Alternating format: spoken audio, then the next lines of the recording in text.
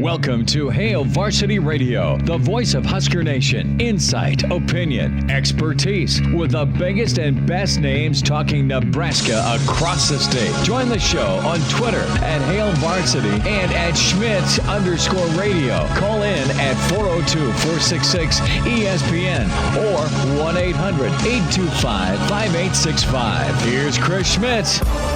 Welcome to it Wednesdays here. It's Hail Varsity Radio, presented by the Nebraska Lottery. Chris Schmidt, Elijah Herbal, midweek edition. Excited Brad Edwards going to join us.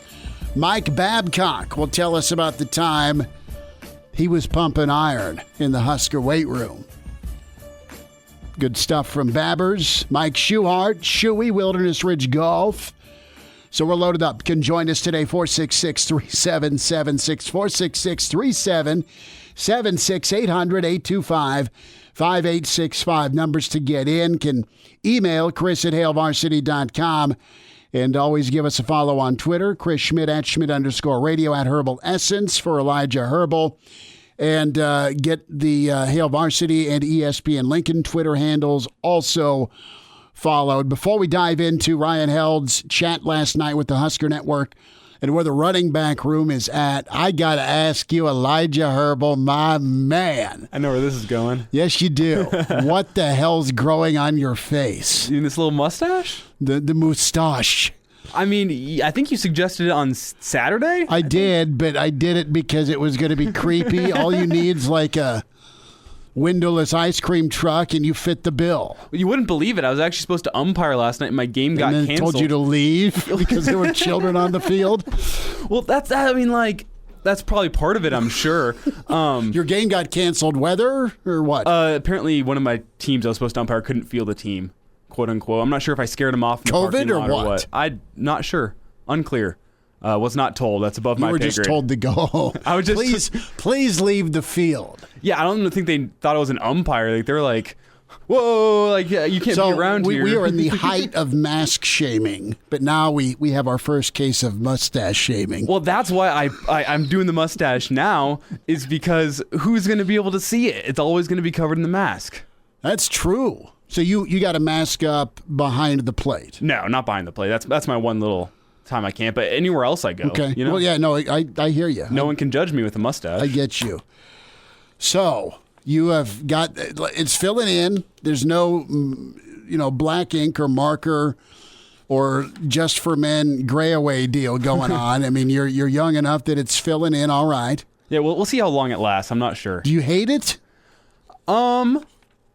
I don't hate it, no, looking at it. Listen, I'm giving you garbage. I mean, you do you. If you wanna... It's the ladies. I'm not sure if they're going to be a fan of it, but at the same time... Have they been beating your door down prior to the mustache? No, and they haven't started in the past 24 hours, so... Okay.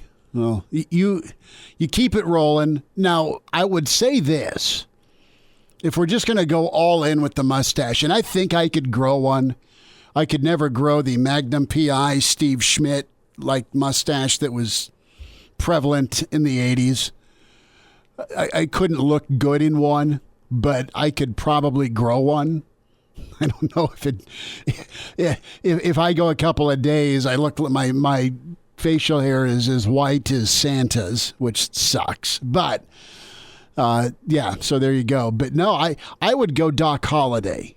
See, I was kind of going Johnny Depp almost. Because he doesn't have the fully filled-in mustache either. Mine's not perfect. I don't think it looks super patchy. No, it's not patchy by any means. It's just not... Are you going Donnie Brasco, Johnny Depp, before the mob made him shave it? I don't know if I've seen that movie. You need to see that movie. I mean, for the Husker fans out there, maybe a little more Westerkamp. Okay. It's got some Westerkamp vibes too. Okay, fine. Good comparison. I think, yeah, you can do that, but... The Tombstone movie with Doc Holliday. Doc Holliday. I haven't seen the whole thing. I think I saw it on an AMC one day or something like that. Right, because it's always on AMC. And I would go more Arizona late 1880s look with it. Maybe I can get the ends long enough I can kind of curl them. See, if you want to go Raleigh, that's you. That's me. That is upkeep, my friend. I don't think I'm gonna leave it that long. This seems like a short-term solution. I got to go visit some family next week. I'm not sure if I want to frighten them. Yeah, exactly. let's get into Ryan Held, Nebraska football, the running back room. So Ryan Held's pretty optimistic. He feels pretty... And Held's a guy that's never going to be satisfied with his position group. Held's an ace recruiter. Held's a really good evaluator of talent. And he's been at all different levels. He's been a head coach before in the JUCO ranks. So Held has Nebraska covered, not only in the relationship development, but Held has Nebraska covered when it comes to being a tireless recruiter. And Held's a guy that will and has chipped in on different position groups. It's not just a running back room for him. And you need a staff full of them. Greg Austin does a great job. Of course, Coach Fisher does a great job. Coach Lubick's been pretty big time. Barrett Ruud's done a lot of work. Dawson likes reaching out to his East Coast connection. So I think Nebraska's got a really good staff, and Scott Frost understands and really likes recruiting. At least if he doesn't like it, he's doing a hell of a job with the production level of not liking it. And I think he likes it. I think all those guys, it's in your blood. You like to go pitch your program. You like to go get a kid. And you want to go get a kid that's a fit for your system, a fit for your culture, and you want to go get a kid that can go play ball. You want to be right, and it's also a competitive thing. I mean, don't kid yourself with coaching staffs. You have enough of them. I mean, you knew that at Nebraska back in the day, Coach Solich, Coach Darlington, and Jack Pierce were going to kick ass and take names on the recruiting trail. They did. They always did. And it was a source of pride for those guys. And you had Tony Samuel. You had a bunch of dudes, Ron Brown. I mean, phenomenal staff for Coach Osborne, and then the ultimate closer in Coach Osborne. It just stockpiles that depth, that talent, that ability to develop, and it looks like you're plugging and playing. And in all honesty, if you hit on half, you're killing it. And then you need to figure out a way to supplement guys that either can't transition, get hurt, don't make grades, or just don't project like you think they can, based from high school to college. So with what Nebraska's doing, they were bare bones, brother, last year at running back. We know this, and it's a good thing Coach Held found Dedrick Mills. It's a good thing that Nebraska was able to continue to develop, and a guy like Divine Ozigbo continued to work hard. I mean, we were excited about how the 2018 season finished. We being folks who follow the program, and then the Nebraska fan base. Oh wow! Look at what happened with the O-line and Ozigbo. Look how that 4-2 finish felt. Look what it projected into springboard wise, and then you got Mills, who really it took time. Because it was his skill set fits what Nebraska wants to do, but it wasn't familiar, right? The spread offense wasn't a familiar offense for a guy like Mills. I mean, he played fullback in an option offense at Georgia Tech. You saw him kill Ohio State with some quick hitters out of the I formation. And then you saw him just kind of run downhill at the JUCO level. Well, the way that Mills finished things, that is great. That is great to come back with for 2020 when we get football season, if we get football season, because Mills gets the offense, gets it now, and has embraced that leadership role in the clubhouse per Coach Held's interview last night. So Mills is chomping at the bit to get going. And then you've got some young pups that you saw, specifically Ramir Johnson last year. And the reports on Ramir Johnson, the guy's added 10 pounds of muscle. He's gotten a lot stronger. And apparently he had a growing issue that was kind of hampering him. So I don't think we saw the true Ramir in that quick snapshot 4-game redshirt window. And I remember Ramir, and the guy got, I think, 20-some carries against Maryland, and he went down quite a bit after the first hit. You saw some bursts. You saw the athleticism. I really like New Jersey running backs when you look at what Georgia has done in the past with Jersey backs, or even Nebraska has done with New Jersey or northeastern part of the country running backs, and you think of Rozier and you think of Doug DeBose specifically. Rahmir Johnson, what can he become? He's put the work in. Ronald Tompkins is a proclaimed X factor by Coach Held, and he's a guy that they've got to use, I don't want to say sparingly, but cautiously, just because it sounds like the guy's still busting his butt to get back from what was just a horrific knee injury in high school.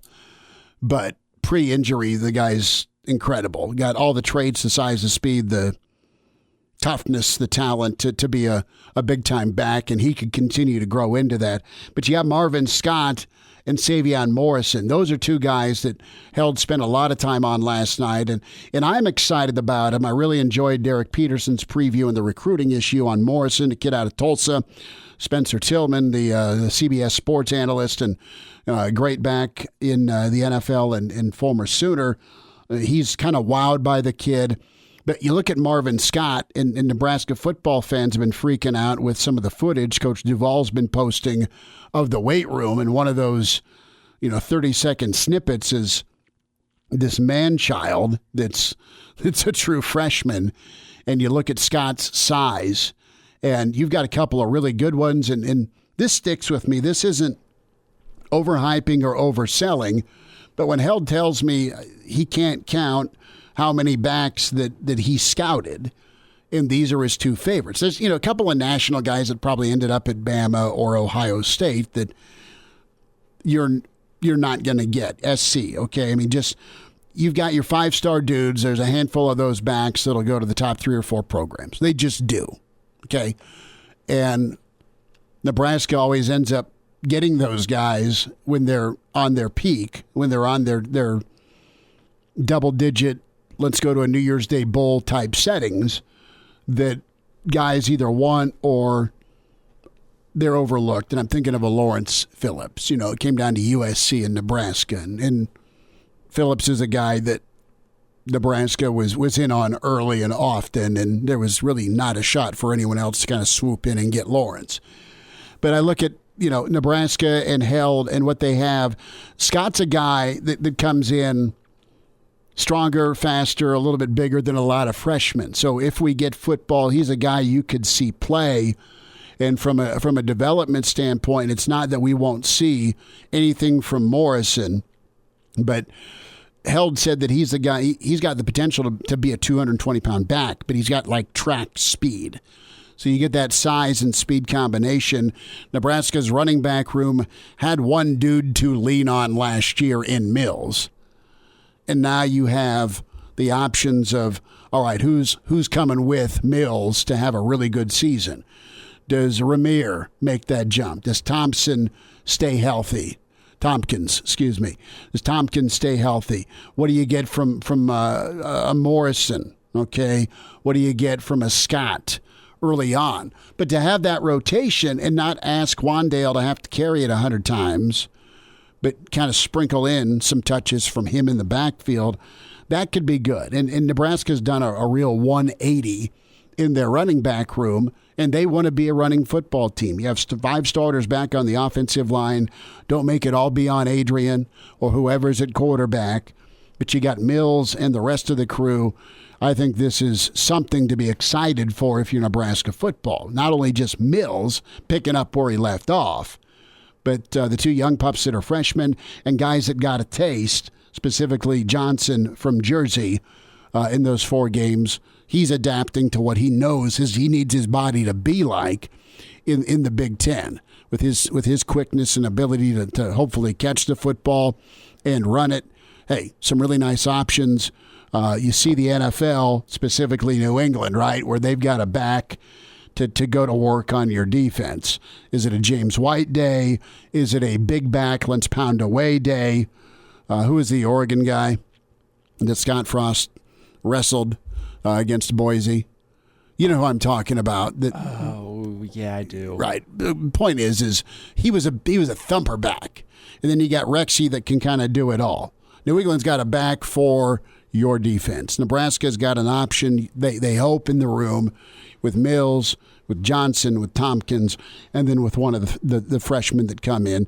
And that's how Nebraska's going to win football games in 2020, through running the football. I think back to 2018 with two backs, Devine Ezigbo, Maurice Washington, where every other drive those two guys were flipping in and out.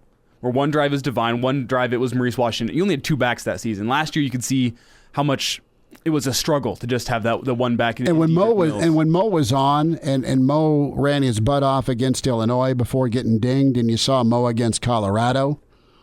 When Mo was locked in, he was a difference maker. The running game was completely different whenever you had those two different backs. Mm-hmm. Yeah. And then, I'm looking at this season, I'm thinking there could be 3 or 4 guys here who have done enough to get touches, especially in Mills. You look at Marvin Scott, who to me reminds me of a Maurice Jones-Drew, Doug Martin type, where he's low to the ground, low center of gravity, he's just a wrecking ball. We watch his high school tape, he'll run through the tackles, be a wrecking ball, and then he'll outrace you too. And he's not slow. Held's talking quick twitch, right? And you give me a guy that can go be a beast between the tackles with the quick twitch ability. That's nice. That's well done by Nebraska. And you just got to be able to see it get onto the field. We'll take some of your calls here. We are going to chat with Mike Babcock coming up. Babbers will check in. We'll talk some more Nebraska football, maybe sneak in some Husker baseball. And now, back to Hail Varsity Radio. Thanks for hanging out. Hail Varsity Radio, presented by the Nebraska Lottery. Mike Babcock momentarily. Get to your phones here in just a second. 466-3776, 800-825-5865. And I want to remind you of what's happening down in the rail yard. It'll be pretty cool. As got a event in the rail yard happening the 8th of August and the 29th of August to tell you about. You can log on to railyard.com. The Taste of the Rail Yard. Enjoy free samples from local breweries and wineries. And Nebraska is home to so many local breweries and wineries. Difficult to try them all. So you can get in there and do that on August 8th and 29th in the rail yard. And it is fantastic. $10 that's what it's going to cost you to get in. Get your tickets. Log on to railyard.com. Limited quantities, so please get your seats today for Taste of the Rail Yard. So think about doing that August 8th and, of course, the 29th. Going to be music, as you can sip on those samples from local breweries and wineries. Lemon Fresh Day on August 8th. Shoot to Thrill on August 29th. So there you have that. Put it down on your calendar here next month and go be outside, be socially distanced, and enjoy your time outdoors with the rail yard and a chance to sip some wine and brew from the great local folks here in the state of Nebraska. So coming up, Mike Schuhart will be with us, Brad Edwards, and a lot of NFL to get into. Hey, Elijah, try the cell. That's the word from the Babbers hotline. Try the cell phone. We'll get a hold of Babbers in a moment, but anxious to get his take on the running back room. And if you haven't checked out, each week, HailVarsity.com does the mailbag. And the mailbag is something that's great. Per Twitter, you are able to submit questions, comments, thoughts, concerns related to Nebraska athletics. And so many questions here, like how many games does Nebraska get in 2020? I will grab my Magic 8 ball and I will grab my crystal ball and say 8 games. But we say hi to Mike Babcock at MD Babs on Twitter, historian, author, Hall of Famer. Babbers, there's been a lot of reaction to the videos being posted by Coach Duval and the workouts that are going on. I need the story from you about the time Boyd Epley offered you and some of your friends at the Journal-Star to be a part of Husker Power. Can you enlighten me? Yeah. Well, this is the way I remember it. This has been a long time ago, so I may be putting the pieces together wrong in this puzzle. But and again, it's a long time ago. But my recollection was that I was writing for the Journal and Star, and Boyd Epley. It was early in the season, and we were talking to Boyd Epley one day, and he said, "Hey, if you guys would like to get on some sort of a modified program," he said, "I'll set you up." And we thought, well, that's pretty good, because I think we were screwing around in the weight room or something, waiting for him. So anyway, he gets us each maybe we probably shared a locker, but it was in the coaches area.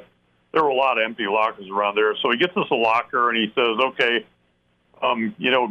get ready, and we'll have kind of a little workout routine set up for you guys." And my recollection was we did it for about 2 days, and he just got frustrated and said, "Okay, well, if you guys want to do something, you can, but I got more important things to do." I think he just got frustrated right away with probably with me mostly, but the three of us. So it was a very short-lived involvement in the workout program for sports writers designed by Boyd Epley. What was he having you do? Well, I remember we it seems like we did some kind of a lifting thing, and then there was also like a bike work, but then the tension was increased to such a point that I think I could hardly pedal the bicycle. I'm not laughing at you. I can imagine. No, it was pretty funny, I got to admit. And again, my recollection may be faulty here, but even what little we did, I just remember being wiped out. It's like, my gosh, I couldn't even do the bicycle thing hardly, and I was wiped out when I was done. So it wasn't like there was a huge disappointment when he said, "You know what, let's call it good here. I got more important things to do." I wasn't upset about it at all. Well, I can only imagine.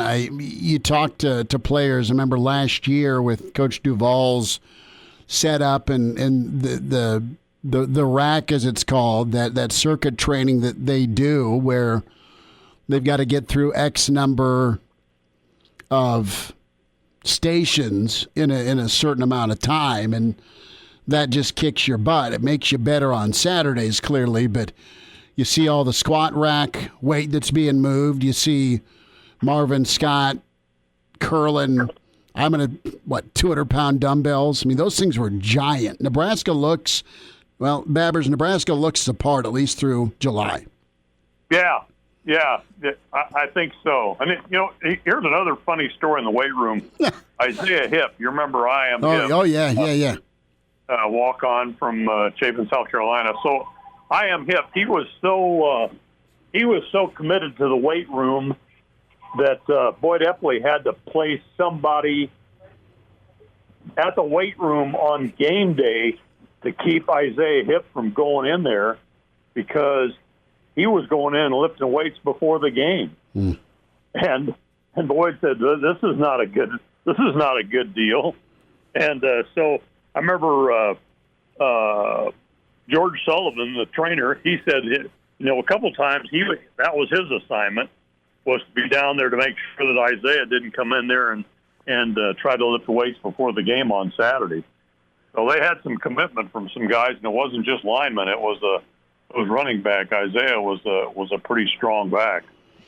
Remember talking to Sam Cook, and he's been kicking for Baltimore for years, and Cook's like the baddest dude ever to kick a football in the NFL. And I say that because Sam Cook's throwing up weight, and like Ed Reed, his teammate and his friend for years, they first meet, and Ray Lewis is in the weight room, and they're like, "All right, who's this punter from Nebraska?" And then Sam's throwing up weight on the bench, and they're just like, "Damn!" I mean, they're just immediately wowed that not only the punter, but the punter from Nebraska could probably roll you. Yeah. He was Sam was a really good. Nebraska had a string of those guys that walked on and were just really outstanding. And Such a good athlete that, I'm going to kick in college and then do it for 15 years in the NFL. Yeah. Playing linebacker and wideout, in York. So Seward. I thought I was 50-50. Yeah. You don't mention York and Seward in the same. No. I screwed that up, and I apologize to our friends in York and in Seward. Yes. Babbers, what's your take on the running back room? I know Coach Held spoke last night on the network, and you know what? He's never a guy that'll be at peace. He's always going to keep recruiting and always going to keep coaching, but he's got to feel a little bit better heading into this 2020 season that we hope we get with some of the options he has at back. Yeah, there's a lot of talent there. That it's potential. That's the thing. You got to follow through now, and there's no question that he's got guys that can get the job done. But they've got to show it. They got to prove it. Mills is the only one that we know for sure what he can do. But man, the potential is there. They've really brought in a group of I think really talented guys, and obviously there's some physicality there too. So that's a good thing, because that's what as you guys talked earlier, that's what you want is a solid running game. That's where Nebraska's. That is Nebraska, and that's what they have the potential to be. Mike, in your opinion, when you're looking at 2020, which position group is going to be most important to the run game? Is it the running backs? Is it the quarterback and Adrian Martinez / Luke McCaffrey, or is it the offensive line? Offensive line, for me, it's always the offensive line. You gotta start with the guys up front. They've got to get the job done, and they've got Nebraska has some experience there. I think Ben Harden is going to have the opportunity to step in. They're probably going to. I think they're going to move Farniok to guard, Matt, and I just think that you have to. And here's the other thing that I think you need to develop. You have to be in a position. I'm talking from the way it was. It's the old guy talking, but you've got to have at least one tackle that you can count on as a backup that can play either side, a swing tackle, and you need a swing guard. You need at least 7 guys that you really feel comfortable with, and you need to rotate those guys in there, a tackle and guard. You don't typically rotate the center, but you need to rotate those guys in there to keep them fresh. If you can do that, you're going to be successful, I think, and that's where it begins, right there in the offensive line. Babbers, I've got a minute. You do your weekly story, Tom's Time, memorable game against Colorado in '92. Yeah. Both teams were ranked they were tied for number 8 in the AP poll. Colorado came in, I think, had one tie on its record. Nebraska had the loss to Washington. It's at Memorial Stadium, and it's 52-7. I mean, Nebraska rolled in that game, and the thing I remember most was Will Shields running the fumblerooski, getting 16 yards on that thing, setting up a touchdown just before the halftime. But that was quite the experience. Again, because and Nebraska had lost the previous 3 games against Colorado. Nebraska was 0-2 and 1 tie, and it just looked like another going to be a real scrap. Those teams were tied in the rankings, and it didn't happen that way. The Black Shirts really stepped up, shut down Colorado, and Nebraska rolled offensively. Can't wait to read that. Mike Babcock, Tom's Time on HailVarsity.com. Babbers, it was fun. We'll check in next Wednesday, bud, and keep pumping that iron. Hey, be safe. Take care. There he is, Mike Babcock at MD Babs on Twitter. Mike Schuart's on the way. And we're back. Fellas, think we could listen to the radio on Hail Varsity Radio, presented by the Nebraska Lottery. Yes! That's awesome! Thanks for hanging out. Hail Varsity Radio, presented by the Nebraska Lottery. Chris Schmidt, Elijah Herbal. Let's head out to Wilderness Ridge. It's a little cloudy. It's pleasant outside. And right now, someone's getting a birdie. Mike Schuhart's smiling. Shuey, what's up? How are you? Enjoying the day. It's a beautiful day. It is. I just called and woke up Junior to make sure he's doing okay. He's detasseling in the morning. Oh, boy. So he gets home and collapses, and every time he's woke me up around 1 a.m. doing his stupid video game stuff, paybacks are a son of a you-know-what. So I just decided to mess with him. Perfect weather out, and I need a Divid Dogs update before we get rolling here on some Tiger Talk. So doing good. My kids have been playing. They've been playing well. So had practice on Tuesday. Did a little skills challenge day, seeing how good their skills were, and they're pretty good. So it's been fun. Fun year. Give me is there still the big purple hippo? No, actually, you know what we have now? We have the shark. Shoe the shark. So retired the hippo. What was the hippo's name? Gary the hippo. Gary the hippo. That was part of the skills challenge. Now we got Shoe the shark. So I like that.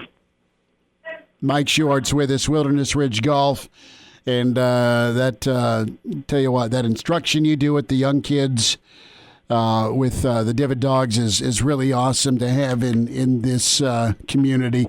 Shuey, let's spend some time here on the Memorial. Tiger, a long shot, and he's returning after a 5-month layoff. Folks in Vegas, specifically Caesars, got him at 28-1. What do we see from Tiger this weekend? Man, listen to him talk, man. He's ready. You know, he says that break did him good. He feels, fresh, and body feels good. So, but, man, 5 months, that's a long time not doing what golf is required. A lot of repetition work. But that doesn't mean I've been playing and practicing at home, but it's a whole different world when you get into a tournament, So, Tiger's Tiger. It's just amazing. Him being in the tournament has created a huge buzz. So that alone, and you never know with Tiger, man. That guy is so talented that if he feels right and things are right, he can put himself in contention very easily. Give me a little backdrop to the Memorial. The difficulty of it, and you've got Bryson DeChambeau. He's the favorite, 10-1. Justin Thomas, 12-1. Rory's at 14-1. Who do you like at the Memorial, and what do you like about the Memorial course? Yeah, the Memorial, that's a Nicklaus course. Nicklaus is his golf courses revolve around your ability to hit long iron, and not only that, you better be able to hit it up in the air to be able to stop it on some of his greens that he has that are pretty difficult. That was Nicklaus's game. He was very good with his long irons. He was very good at being able to hit the ball way up in the air. So they're typically okay off the tee or generous off the tee. And you got to be able to be pretty precision-oriented with your irons. Guys hit it so long anymore, but you still got to be able to hit iron shots up in the air to get them close to some of the pins that they'll have out there that are kind of small plateau areas. So I like Rory a lot this week. Okay. The only thing with Rory is his whole game depends on his putter. He's a very streaky putter. When he putts really good, he's always got a chance. He always hits it pretty good. He's long for a little guy. People don't realize how small that guy is. He's only like 5'8". Okay. So when you look at guys like Rory and the putter inconsistency, is it about the focus and the mentality? How did you approach the short game? Putting is so repetition-oriented. It's like everything in golf, but putting especially. It's so routine-oriented, and my big belief in putting is that when you do it right, it's like you should have made the putt before you even struck the ball, because you have a routine that goes and puts all the things that you need in place. So putting is your ability to control the distance and the direction. You know, can you pick the right line? Can you read a green correctly? And then can you trust your ability to hit it on that line with a proper distance all the time? So putting yourself and going through a routine every time to be able to let the putter be able to move in a manner that makes the ball go where you've decided for it to go. So then it's a lot of trust. Can you trust that? Can you believe in that is the right line and I'm going to hit it right there? See, too often with putting, we're trying to make it, and it's like you don't try to make it. Your process puts you in a position that if you do what your process is, the ball should roll where you put it with the right distance, which is the two major components you got to have, you know, distance and direction. Mike Schuhart is with us here on Hail Varsity Radio. And Mike, with the 2020 Memorial Golf Tournament this weekend, a lot of the focus is going to be on Tiger Woods' return, but some fun featured groups Thursday and Friday with Rory, Tiger, and Brooks Koepka. You got Phil Mickelson with Justin Rose, Justin Thomas with Dustin Johnson, Xander Schauffele. I mean, should be a fun weekend, right? Yeah, it should be a really fun weekend. I saw some of those pairings, and they got some superstar pairings out there, so it'll be fun to watch. You know, unfortunately you can't be there, but it's fun to watch on TV. Those guys, you know, play the game of golf like they do. I know Koepka's not playing very well, but that's how fickle golf is. You have a bad week like they had last week, and he'll turn around. And he's liable to win the tournament this week. That's how those guys work. You know, a tournament under their belt, seeing the things they're doing wrong. They go work on it for a week. They get it figured out, and then all of a sudden, you know, he comes out this week, and everybody's going, oh, he's broken. He's not going to play good. You watch, Brooks will play. I would almost guarantee that he'll play good this week. Mike Schuhart's with us, Wilderness Ridge Golf. Shuey's out there, can help you work on your game. You got a little one that you want to get involved with golf. Go talk to Shuey about that. Last thought, Shuey, about 30 seconds. Fit Fridays, talk to me. What's happening? Couple weeks off for our Fit Fridays. We got a lot of stuff going on out here. We got our member guests coming up, so we'll be busy doing that. But after a couple of busy weeks we get over with, we'll start them back up again. So kind of off and on. Am I going to be able to play 18 and then get to a college football game this fall? yes on part of it.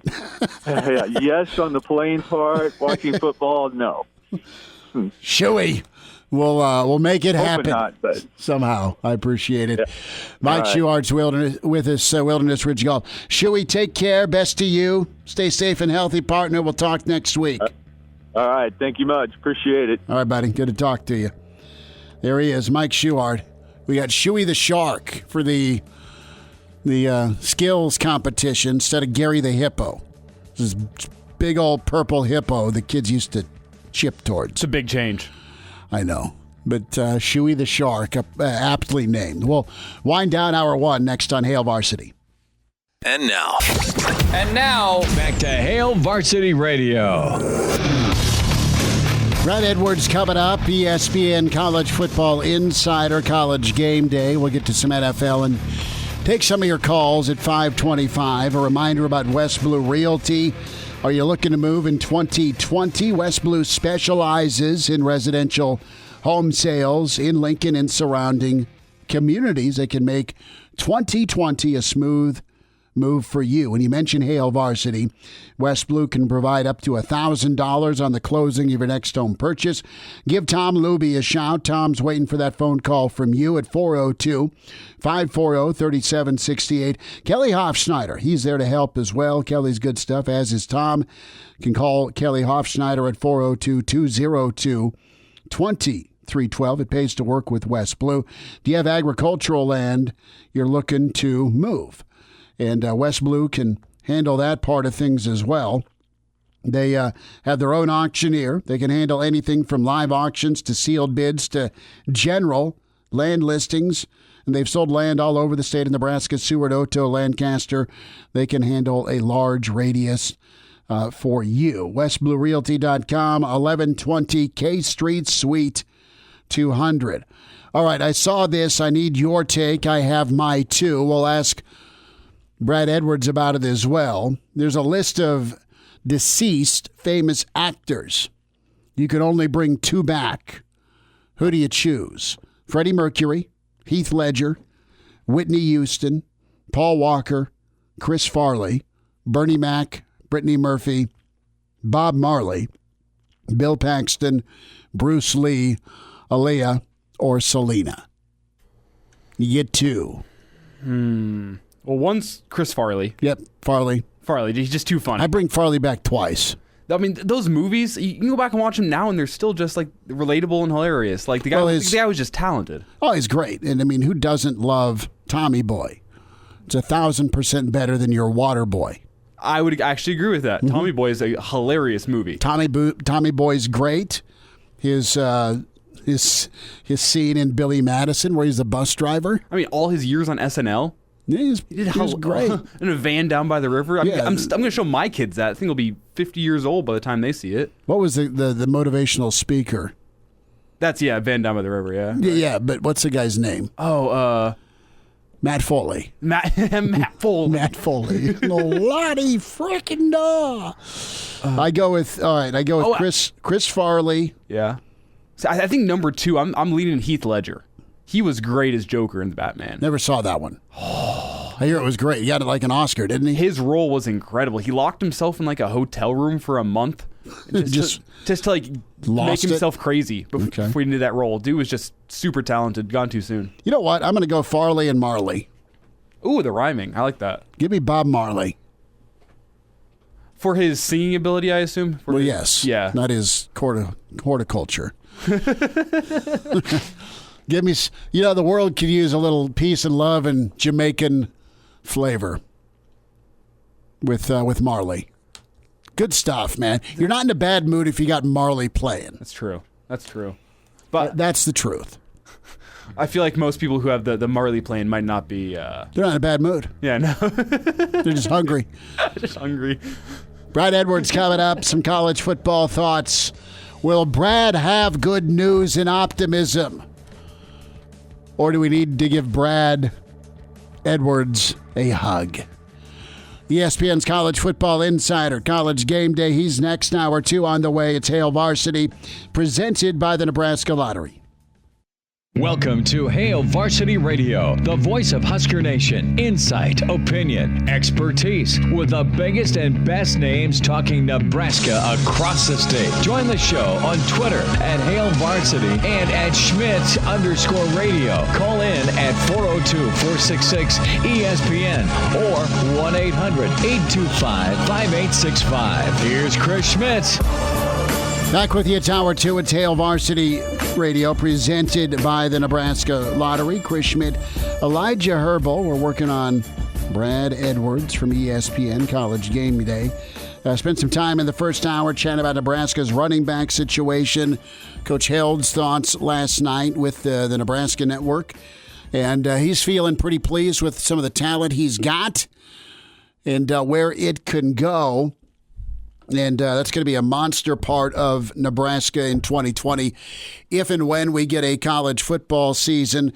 Some more thoughts from Tom Dienhart, caught up with Rivals, and expounded a little bit on what may be happening in the Big Ten. We'll get into some NFL shortly. That's on the way.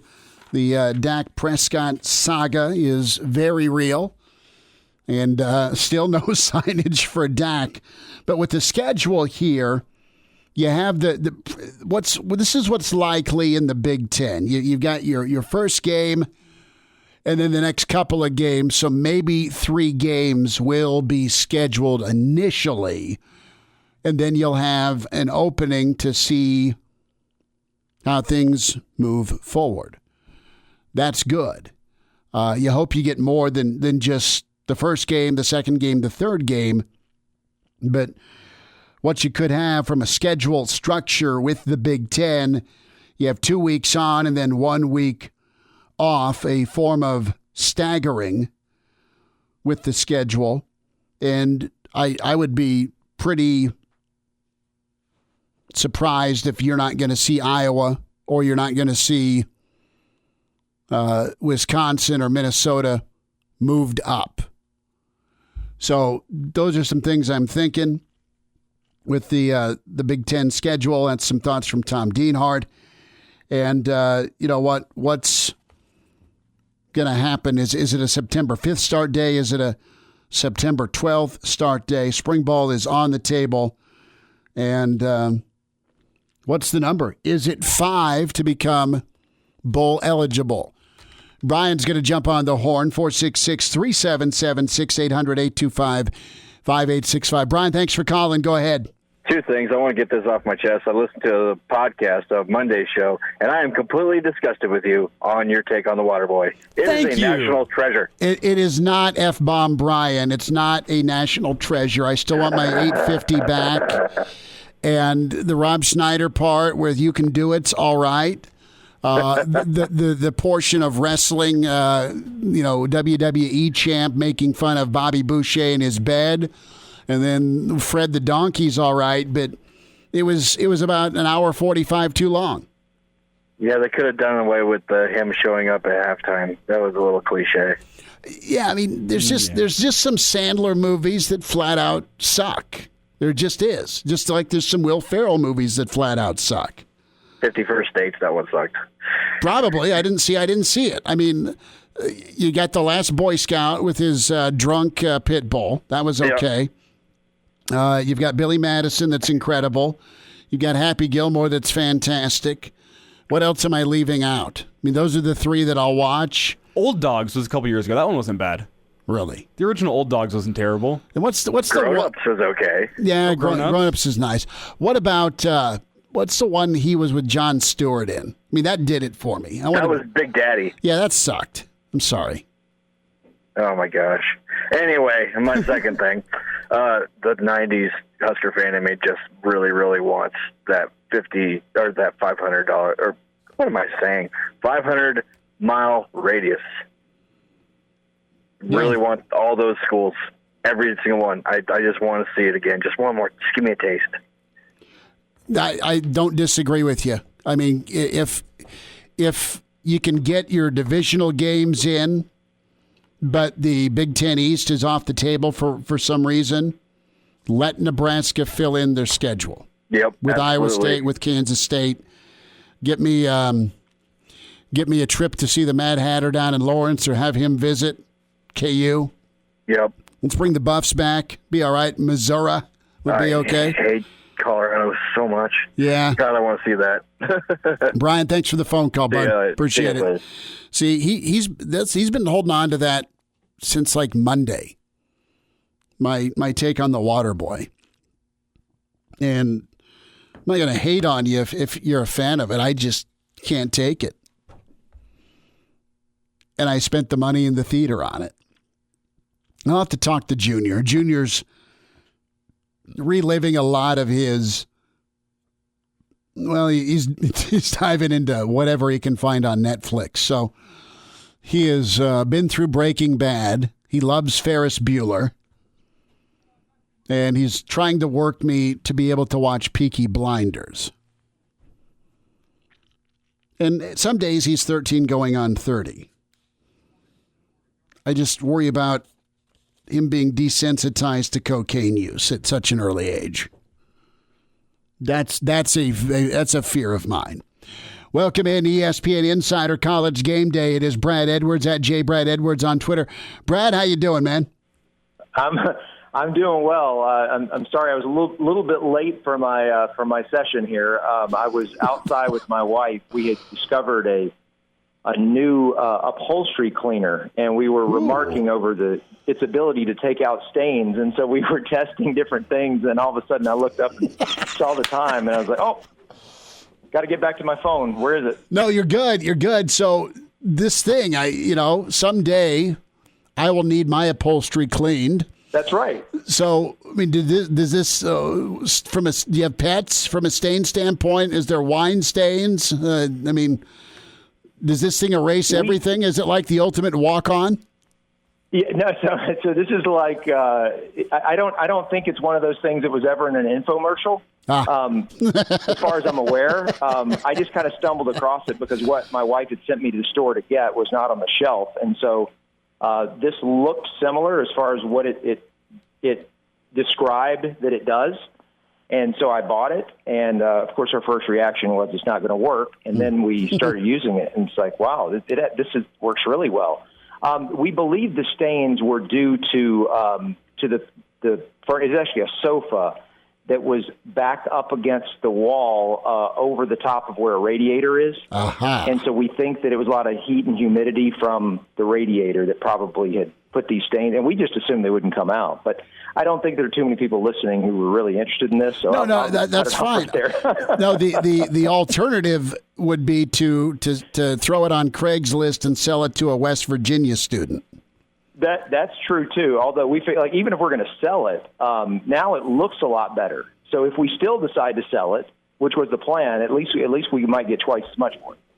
Well, there we have it. Well, speaking of that, Chris, did you ever get that couch out of your basement? Yeah, dude, we're talking furniture here.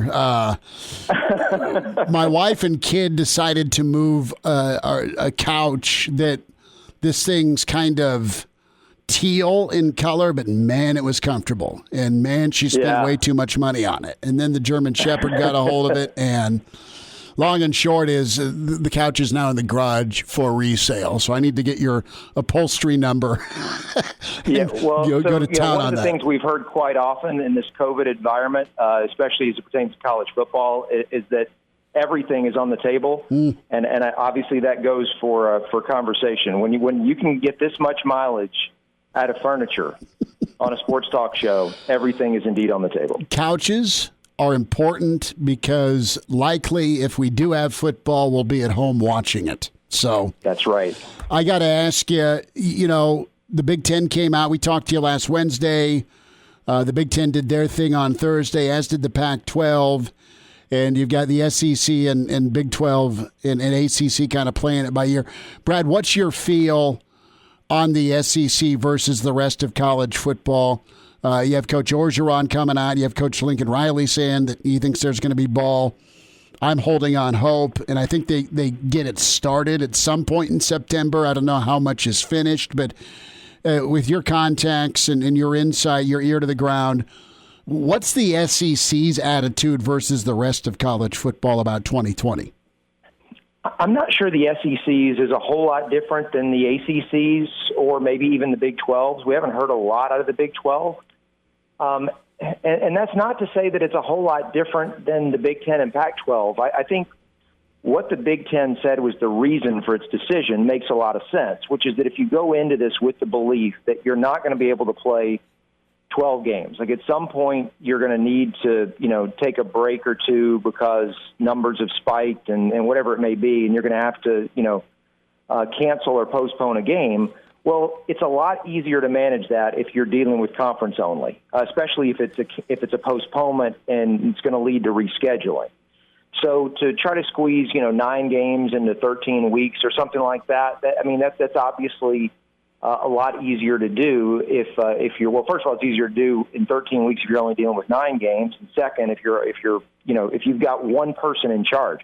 That's what we keep coming back to, with college football. There's not one person in charge. When you get to any given conference, there is one person in charge. And so that makes it infinitely more doable. So I get what the Big Ten, the Pac-12 are going after. The reason I don't think the SEC is kind of out there on its own is that, or at least I don't think they can operate on their own. It's probably a better way to say it. They need at least the ACC to be on board with them in order to play more games. I don't know whether the Big Ten and the Pac-12 are going to add a game and try to play 10 within the conference or keep it at 9. But I do know that the SEC and the ACC, which have 8 conference games scheduled, would like to play at least 9, if not 10. And so they got to find the extra game somewhere. I don't think you'll struggle to find, group of 5 teams willing to play them for money, because a lot of them have lost those opportunities with the Big Ten and the Pac-12. But I think when you start looking at something like Notre Dame, the Notre Dame question is a big one.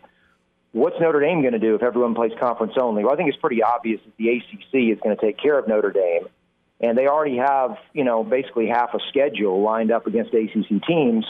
Not to mention Arkansas out of the SEC is already, scheduled to play Notre Dame this year. Then you have, with ACC, SEC crossover, you have 4 in-state rivalries. And then Mississippi State, I believe, plays NC State out of conference. Auburn plays North Carolina out of conference. So you have at least 6 that I can think of non-conference games between those 2 leagues. So there's a good bit of crossover that's already built in there. Where if you just throw Notre Dame in with the ACC, along with the SEC, I think they're pretty close to being able to get to 10 games, even if they keep it with 8, in the conference. Mm-hmm. But if at some point the ACC decides to go off and declare that it's playing conference only, the SEC's options really become limited at that point. Brad, I've just got a couple of minutes. Do you think the Notre Dame-Wisconsin Lambeau game is dead? Dead as far as this year? Yes. Yeah, it seems to be. If the Big Ten isn't going to play non-conference games, I'm just wondering, in a pinch, say, listen, we don't want Rutgers or Penn State making a trip west. And that's kind of Nebraska. This morphs into a Nebraska question. As well as league commissioners, if things get canceled, but Nebraska's positivity rate and hospitalization numbers are low, would a league let a school fill out their own schedule? Yeah, that's the question, and from the start, it was like, okay, wait, you've got a conference that stretches from New Jersey to Nebraska. Mm-hmm. You can't be saying that we're doing this for regional reasons, because we don't want to cross over into certain states, because you're covering a lot of territory there. So it made a lot more sense when I heard that the Big Ten was doing it in order to be able to control the scheduling. So if that's the case, then I think that it is what it is, and you're going to play all the games within the conference, and that means that Wisconsin wouldn't play Notre Dame. But if that's not what it is, and if it's about keeping it more regional, then really Nebraska shouldn't be playing teams in the Big Ten East. Right. So there are all sorts of directions you could go with that, but I think ultimately it comes down to what is the reason? What is the primary reason for going conference games only? And that's probably going to dictate what's doable and what's not. Brad, about 30 seconds. Do you think we get a decision or hurry up and wait in August? Do you have a sense of a timeline as far as to punt or to go for it? I think by the end of July, the SEC, ACC, Big 12 will probably together make some sort of decision as to whether they're going to proceed, whether they're going to announce some sort of adjustment, or whether they're going to announce that they're going to push back the start of the season and basically wait 2 more weeks to decide. I think one of those 3 is what we'll get from those 3 conferences in the next 2 weeks. Spring ball, can it be done? It's possible. I've heard suggestions of maybe even playing part of the schedule in the fall and part in the spring. Okay. That seems weird to us, but I don't know. It's the thing with spring ball, and this being in the Big Ten now, that as much fun as it is to see the occasional snowstorm in November in college football, if you try to play college football in February, that's not just a covering of snow on the field. You could end up with, in a lot of the Big Ten states, a foot or more of snow where you're having games called off because of it. Sure. Not playing in it. So I don't. It seems to me you'd have to push the start of the season so far back in the northern part of the country that you wouldn't be able to get in more than 6, 7 games. Brad Edwards with us. Brad, thanks for jumping on, bud. We'll catch up next week. All right, you got it. Take care. Chime in 402-466-ESPN or email the show, Chris@HailVarsity.com. Just try me. Back to Hail Varsity Radio. Let's get into some NFL thoughts. First, you have Mr. Henry in Tennessee getting paid. $50 million, $25 million guaranteed over 4 years. And what the Titans did in the postseason, specifically what Derrick Henry did in the postseason, we're talking almost 1,300 yards, was incredible. The quarterback was asked not to throw a lot. He was Mr. Play Action. The defense was stellar, and it was Henry doing all of the leg work, the grunt work, but he got taken care of. That is nice. I know they made a monster investment in Ryan Tannehill, and if they're happy with him, and that's where they want to go with this offense, where it's defense, special teams, and Henry, so be it. So Henry's contract averaging out to $12.5 a year. That makes him the NFL's fifth highest paid back, trailing Christian McCaffrey, Zeke Elliott, Le'Veon Bell, and David Johnson of the Texans. So if you were to pick your top two backs in the league and just take the money off the table, who do you want? Oh, give me Christian McCaffrey and Derrick Henry. Those two. I think absolutely. I think Le'Veon Bell is maybe a little long in the tooth, and the best fit for him was Pittsburgh, and he should have known that, and we'll see how his career either resurrects or goes downhill post-Pittsburgh. David Johnson, he must have had one hell of a wrist injury. I know he broke it, but he's a far cry. I hope he gets back to the Johnson we saw in Arizona. He's had a knee injury or two as well, I believe. Yeah, I mean, he's and Zeke, I mean, Zeke's fantastic, but Zeke's got a great offensive line that's also aging. And Zeke just, I think, could be a pain in the ass off the field. That's all there is to it in my take, and maybe Zeke's chilled out and fine, but McCaffrey and Henry. The thing about Henry is Henry really burst on the scene his freshman year, the last 3 or 4 games at Alabama. Henry, I think, slid to the second round because the guy he's like a sweet Lexus that has 80,000 miles on him, coming out of Alabama because they beat the hell out of one another at Alabama. But what do you get from Henry now? I don't doubt his effort and the intensity is going to be great. Is he going to be the same back of this 4-year deal? How many Henry-like years do you get out of the 4 years? You can make a great argument for Saquon Barkley instead of Derrick Henry if I got to have two. But the thing with Derrick Henry is I'm with you. The way he runs the ball, it's powerful. It's lower. He's like Eddie George. Like Eddie George played 8 years, but it felt like 800 because he's getting 300 carries a season. Yeah, and Derrick Henry's just getting beat the hell up every single game, every single season. But that's his style. That's what he does, and that's what he loves to do. We talked about it on his Bussin' with the Boys podcast. Yeah, with Will Compton, and I mean Henry. That's he may be taking the shots, but he's also delivering the shots, and your body only has so many hits. Mm-hmm. I mean, but he's still a young back. There's only one video you got to watch to show who Derrick Henry is and what he can do for your offense. That's that video of him stiff-arming Ed Reed in the playoffs. Yeah. He literally turned Ed Reed around. That's what Derrick Henry's power is. Right now, he's the most powerful back in the game. It's not even close. Well, and he might be the most unstoppable back. Dude, the amount of speed he has with that power, that's the combo that you really can't even compare.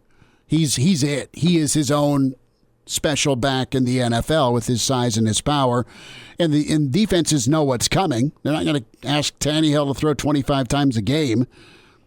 They're going to just, Henry's going to hammer you, and they got a really good offensive line with Tennessee. Let's get to Dak. No deal for Dak Prescott or the Dallas Cowboys. So the franchise tag is going to be $31 million for the 2020 season, and this will come up a year from now with Dallas, with Dak. And what happens next? Is this the preview of a divorce? And listen, I think Dak's a good quarterback. I think they stole him in the 4th round.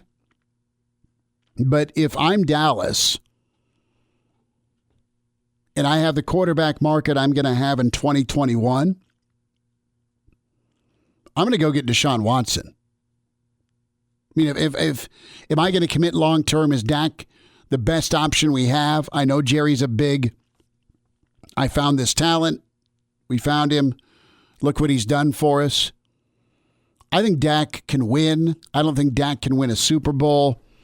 I think Dak's better than adequate. If I'm going to get me a quarterback for the future, And we'll see what Deshaun Watson does. I mean, he may sign a short extension, but he wants the hell out of Houston. I would go get him. And if I'm Dallas in a year, I throw a boatload of money at Deshaun Watson. That's the quarterback I like most. You're going to have this year after Cam Newton experiment with New England. Does he stick and stay? Does he butt heads? Is he looking for a new team but had a good season statistically where he's back on the, well, he can still win for us even though he'll be 32 or 33. Dak's a starting quarterback and Dak's a playoff quarterback, but he's also probably has the most toys to play with. I mean, there's been good wideouts in Dallas. They have surrounded him with help. They've got Zeke to hand off to. Their defense has been pretty good. Their defense has been really good, okay?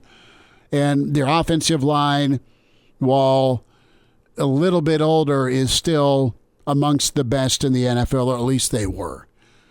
But if I'm picking a quarterback that doesn't have to have a ton around him or can thrive with help around him, I'm sorry. If I'm Jerry, let's just be patient a year. Let's do this franchise thing, and then let's go shopping or let's settle. Now, maybe Dak proves everybody wrong and Dallas is in the Super Bowl. I don't think so. And Dak's made like $4 million over 4 years, and you've had some real stiffs make way more money in the NFL. I mean, Goff and Wentz. Let me ask you this. Is Dak Prescott in the Carson Wentz, Jared Goff neighborhood for you? I have him above Goff, personally. I don't think Jared Goff was pretty unimpressive for me last year. And you saw what happened in the Super Bowl whenever the Patriots were able to... The Patriots changed their defense after the play clock went down to 15. Yeah, and you could see that he couldn't read a defense well. I have Dak above Jared Goff, and my whole view on this whole deal is it's not awful for both sides. There's a lot of people complaining. I know Dak's unhappy, but it sounds like Dak's family's pissed. Yeah, that you can get that in a second. I would tell my brother to stay off Twitter. But I mean, it sounds like they were close to a deal today, and it sounds like that deal was somewhere in the $35 million range, and his franchise tag is worth $31.4 million. So it's not like this is the worst thing in the world for Dak. He's getting paid. He's getting off his rookie contract, and he gets a year to go prove himself with even more talent around him this year than he had last year. Yeah. And as for the Cowboys, you're making a good point where they can go get Deshaun Watson this year. If he doesn't play up to the $31 million. Is there somebody better out there? Because think of what Dallas has now and trade out Watson for Dak. Is Dallas immediately not, aside from San Francisco, your Super Bowl squad? I know they've got to rebuild a little bit on defense because they've lost some guys. And listen, I mean, Paxton Lynch and Connor Cook were the guys that Dallas wanted to draft. And by dumb luck, Dak fell into their lap. But Matthew Stafford has a $96 million deal. Kirk Cousins has a $97.9 million deal. Joe Flacco got a huge deal. And this is the starting quarterback for, air quote, America's team. I mean, the Cowboys got a lot of swag. Dak feels disrespected. Jerry, I think, is hesitant for sure, but I don't blame him because I think his eyes are wandering. Can I go do better? If I'm going to throw this money down, I need to make sure it's a sure thing. And to me, Dak Prescott's not a sure thing. I mean, Jerry Jones, not through any fault of his own. He's not awful. He's not horrible. I think he's better than Cousins. That'll rub some people wrong, but I think they're pretty much the same guy, but Dak's not had horrible moments. I mean, in my humble opinion, at the moment, Dak is a top 10 quarterback in the NFL. Top 5's a stretch, and I wouldn't go as far, but I'm putting him in the 8 or 9 range. He's a good quarterback, but Jerry Jones has also been around the Cowboys for a long time. He's seen some good quarterbacks come through that team. And if he wants to wait a year, he's not sure if Dak Prescott's his guy. I mean, fair play to him. I think it's gotten personal. Like, dude, you're not taking this offer. I found you. We've helped make you. Take the money. And Dak's response is like, take a hike, old man. So do you take Dak over Phillip Rivers? At the moment, yeah. Yeah, so do I. Do you take Dak over Matt Ryan? That's a tough one. You got age versus... It's age versus the promise, potential. At the moment, if it was just a one-season deal, I'm probably taking Matt Ryan over Dak Prescott. All right. But if it's for the long term, then I'm taking Dak. Obviously, you got Mahomes and Rodgers and Watson and Wilson and Brady and Wentz. And then there's kind of everybody else. And I'm putting Dak right behind those guys in the 7 or 8. I think that's fair. Yeah. What about Dak and San Fran instead of Jimmy? I think Dak Prescott's a better quarterback than Jimmy Garoppolo. I agree with you. I mean, Jimmy Garoppolo has got all the weapons in the world in that offense and a great run game. I'm anxious to see what Kyler Murray can do a second year in Arizona in that system. Josh Allen's done pretty well. In limited... Drew Brees. We've seen limited of Josh Allen. But Drew Brees is fantastic, and he's got one more rodeo. I mean, but when you're looking at the quarterbacks that are coming up in this league, Dak's one of the top ones that you'd want. I mean, I'd take him over Daniel Jones, over Sam Darnold. I'm taking him at the moment over Kyler Murray. I'm taking him over Drew Lock. I'm not taking him over Patrick Mahomes. That's the one guy probably. I'm not taking Dak over, well, we've not even mentioned freaking Lamar. Oh, yeah. Yeah. Well, I mean, he won the MVP, obviously. Yeah, Lamar's fantastic. You got Josh Allen that's phenomenal. Those are your two young pups that are really up and coming. Dak's been in the league, though, for 4 years. It'll be cool to see what Baker does this year, because he was better than average as a rookie. He sucked last year, and what happens now in year 3, and then Jimmy G. It's like, I am buying into that fear factor of San Fran was a little shy to let him start chucking it around. They felt like they were hiding him all last year. Well, they just don't screw it up, son. Yeah, exactly. A lot of quarterbacks. God, Russell Wilson's been in the league forever. Carson Wentz is awesome, but he needs to stay healthy. Kirk's won a lot. Cousins has won a lot of football. Dak's been pretty good, but, man, divorce is pending.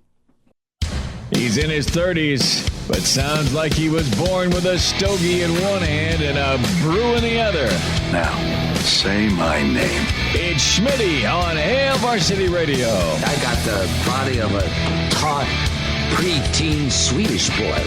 Back to it, Hail Varsity Radio, presented by the Nebraska Lottery. Time for a Jock Doc Wednesday. Lincoln Orthopedic Center. Dr. Ben Woodhead with us. Dr. Ben, how you doing? I'm doing great, Chris. How about yourself? Doing all right. Dreaming of the perfect golf swing and a weekend of great youth baseball. That's kind of where my wheelhouse is at. And, of course, the hope for college football and sports to return. And it's got to be an awkward time for not only those in medicine like yourself, but also the student athletes that are on college campuses, or the high school athletes that are trying to do some training on their own or are part of some spring/summer workout sessions, the agility stuff. And want to revisit a very common injury that's still potentially devastating, but man, the advancements made have been big time for athletes. And the ACL, you hear about it, and it used to mean, okay, is this guy's career or is this gal's career done? And not that it isn't serious, it still is, but the recovery and the return to play has been incredible. And spend a couple of minutes first, Dr. Ben Woodhead, on just the approach, the diagnosis, and the fix part of things for what you do and the care you give an athlete. Yeah, absolutely. And it has changed a lot. Back in the 90s, it did. You're right. It used to be almost a career ender. You had a big open kind of whack type of surgery, and it was potentially devastating. And even, in the early 2000s, I actually tore mine in college. It had improved from where it was in the 80s and 90s, but even from back then in the 2000s, we've made light years in terms of improvement, over the last 15 to 20 years. And so a lot of times, it's kind of the characteristic knee injury where a kid comes down from a jump shot, twists their knee, or in football, running, make a cut, and they feel a pop, or even in a contact type of situation where an athlete's running around and they'll take basically a shot on the outside of the knee and they will tear their ACL in that way. And so that's kind of the characteristic, kind of classic type of history that you get. And then kids will often their knee will swell up right away and they'll have some limited function initially, but over time, over the course of the next few days, as the swelling kind of subsides, they actually start feeling somewhat normal again. But it's kind of that instability that results from the ACL being torn that a lot of these kids can't continue functioning without getting it fixed. Dr. Ben Woodhead is with us, a Jock Doc Wednesday, Lincoln Orthopedic Center, and you just kind of nailed it, that instability where it just isn't secure and there's little to no trust. Can I go like I'm used to going? And if you were to ballpark it for me, do you see more non-contact ACLs, or is it still 60-40, 50-50? I know it can vary, but is it more contact or non-contact that you're used to seeing?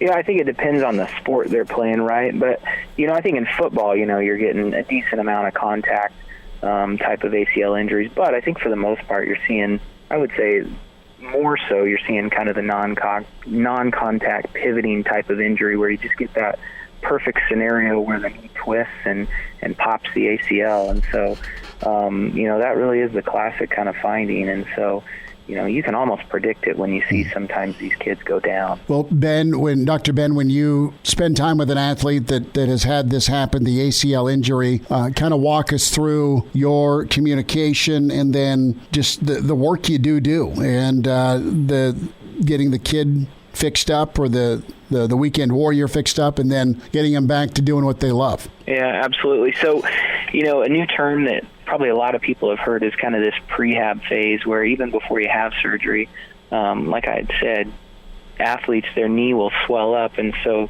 you really work at getting that range of motion back before you actually undergo the surgery. So it's important to work with a therapist, kind of work on the quad strengthening before you actually have the surgery, because that's the first thing that's going to go once you do have the surgery. So if you can kind of, I want to say, maintain it prior to going into the operating room, that's very beneficial for the rehab afterwards. And so, when you actually fix it, there's a few different ways and different types of grafts that you can use to actually reconstruct the ACL. But then even after that, the biggest kind of, I don't want to say obstacle, but, is the rehab process. And so it's imperative that you kind of give that process a healing, letting the graft heal that they reconstruct with, but also at the same time kind of working on your range of motion over time and then really working on strengthening. And it really is a stepwise approach as you go forward, ultimately getting to the, that goal of, at the 5 to 6 month process where you're getting back into the sport that you normally play. Are you surprised that window is shrunk? I mean, because guy'd blow his knee and we'll see in a year maybe, right? And you're not ever the same. Now guys and gals are coming back 5 to 6 months and they're better than ever in some cases. Yeah, absolutely. Well, I think it's helped, as technology has progressed in the way that a lot of surgeons have trained. These are done in a minimally invasive manner. This is done traditionally through the scope, and even the way that you actually get or harvest the graft that you use for the reconstruction, the incisions are getting smaller than what they were in the past. I've seen patients that had this done 30, 40 years ago, and, they have a incision all the way down the front of the knee, like people that have knee replacements. And if you think about it, just going through that much tissue, when you have the bigger incisions, just that in itself takes time to recover from. So as we've gotten more advanced with our surgical techniques, it's really kind of lessened somewhat the recovery time to some extent. You still have to wait for healing and the rehab kind of to take into effect, but it's certainly not, a 2-year recovery process. Dr. Ben Woodhead's with us, Lincoln Orthopedic Center. A Jock Doc Wednesday, we're talking ACL injury.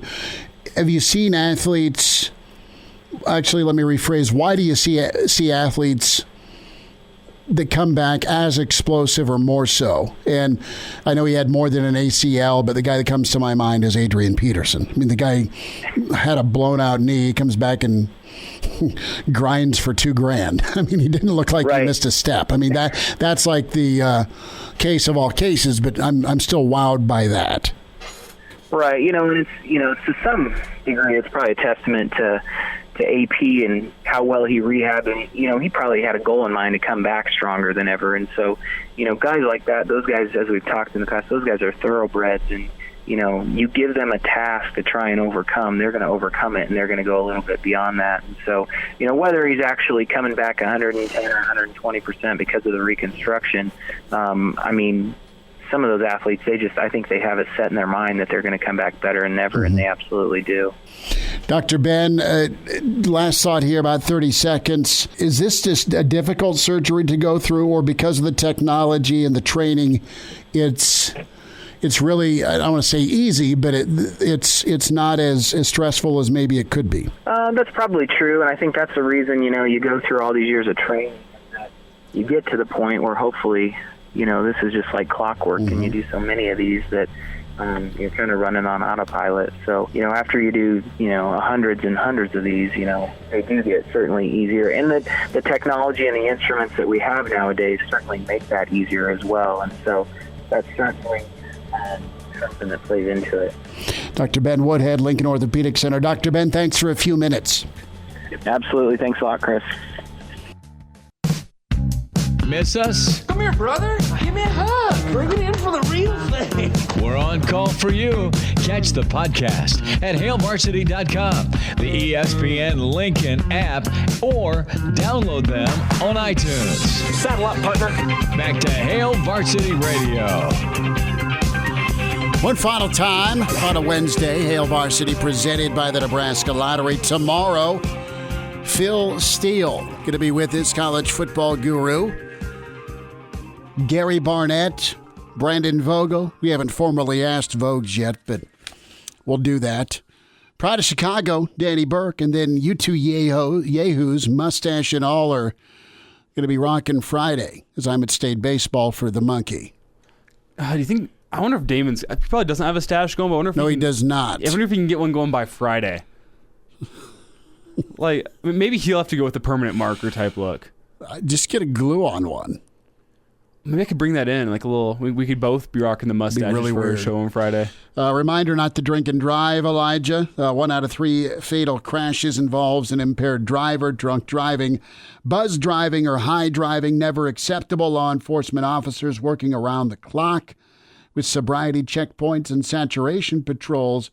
As a driver, make the correct choice of a non-alcoholic drink. Have a pre-selected designated driver. Be smart. Start the conversation.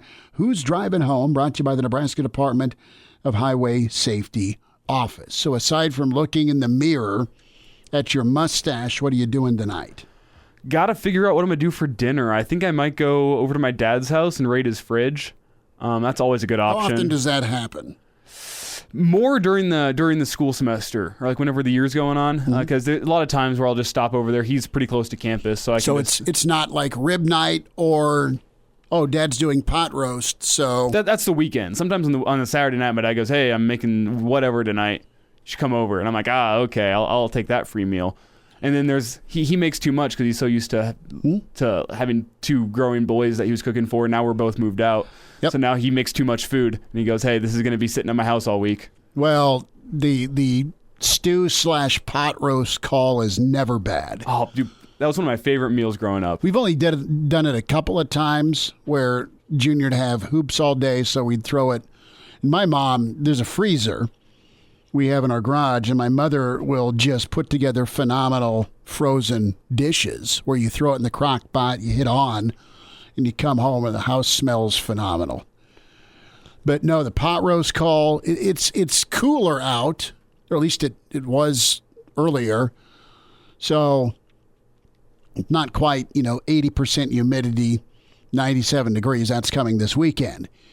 But man, I'm trying to figure that out too. Junior wants nothing food-wise. He's so freaking tired from detasseling that he doesn't want to go anywhere. He don't want me to bring anything home. He doesn't want me to grill him anything. I'm kind of sad. Yeah, I was coming home from the gym today with my roommate, and he detasseled back. How many other dudes looked like you in the gym with a mustache? 0. Shocking. But also none look like me with these guns, though.